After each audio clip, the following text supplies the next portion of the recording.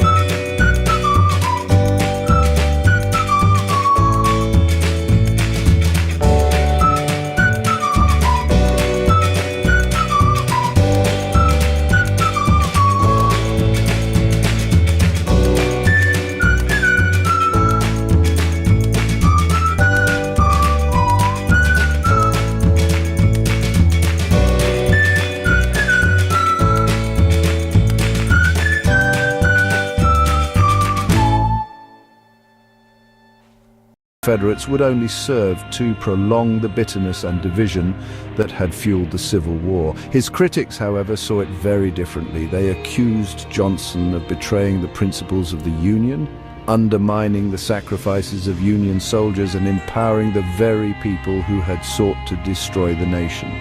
They argued that Johnson's pardons were not about reconciliation, but about restoring the antebellum South, with its racial hierarchy and white supremacy, to power, and they were furious.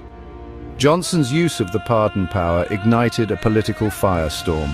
Radical Republicans in Congress accused him of abuse of power, obstruction of justice, and violation of his oath of office. Chapter 3, Iran-Contra, George H.W. Bush and the pardons that stunk of a cover-up.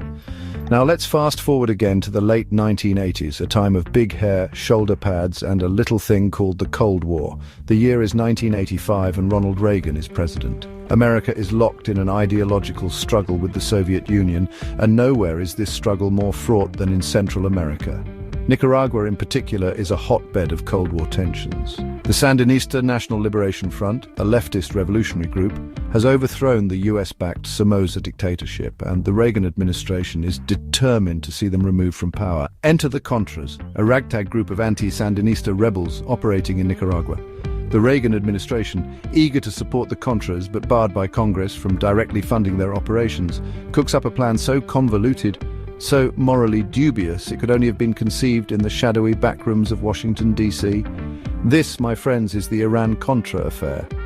The scheme, in all its convoluted glory, involved secretly selling arms to Iran, a country that was under an arms embargo and, let's be honest, not exactly America's best friend at the time. The plan was to use the profits from these arms sales to funnel money to the Contras, bypassing Congress and its pesky little restrictions. It was a classic case of the ends justifying the means, and it blew up in the Reagan administration's face spectacularly. The Iran-Contra affair became a major political scandal, leading to congressional hearings, criminal investigations, and convictions of several Reagan administration officials. Fast forward to 1992, and George H.W. Bush, Reagan's vice president during the Iran-Contra scandal, is now president himself. As his presidency winds down, Bush faces a decision that will further inflame the controversy surrounding Iran-Contra, whether to issue pardons to those involved in the affair. On Christmas Eve 1992, just weeks before leaving office, Bush issued pardons to 6 individuals involved in the Iran-Contra affair, including former Defense Secretary Caspar Weinberger, who was facing multiple felony charges. Bush argued that the pardons were an act of mercy, sparing these men from further legal battles and allowing them to move on with their lives. He insisted that they had already suffered enough, and that their actions, while perhaps misguided, were motivated by patriotism and a desire to serve their country. The reaction to Bush's pardons was swift and furious. Critics accused him of issuing a cover-up pardon, shielding his former colleagues from accountability and obstructing justice. They argued that the pardons were a blatant attempt to whitewash the crimes of the Reagan administration and to prevent a full accounting of the Iran-Contra affair. The pardons, they argued, sent a chilling message that high-ranking officials were above the law and could act with impunity, even when their actions violated the Constitution and undermined the very principles of American democracy.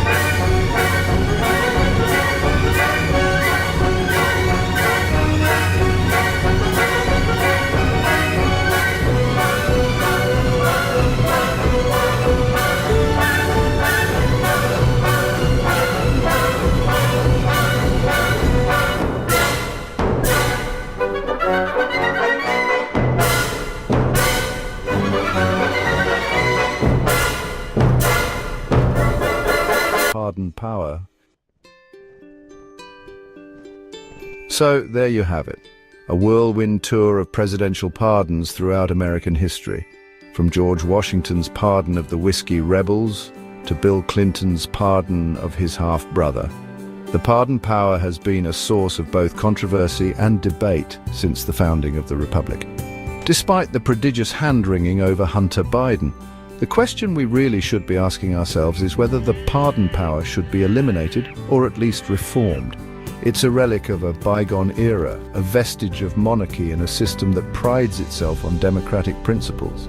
In a constitutional democracy, should one person enjoy the right to overturn the wisdom of judges and juries? And if so, what limits should be placed on that power? We've been in this pickle before, and in many ways the Biden pardon is a benign symptom of a much deeper problem.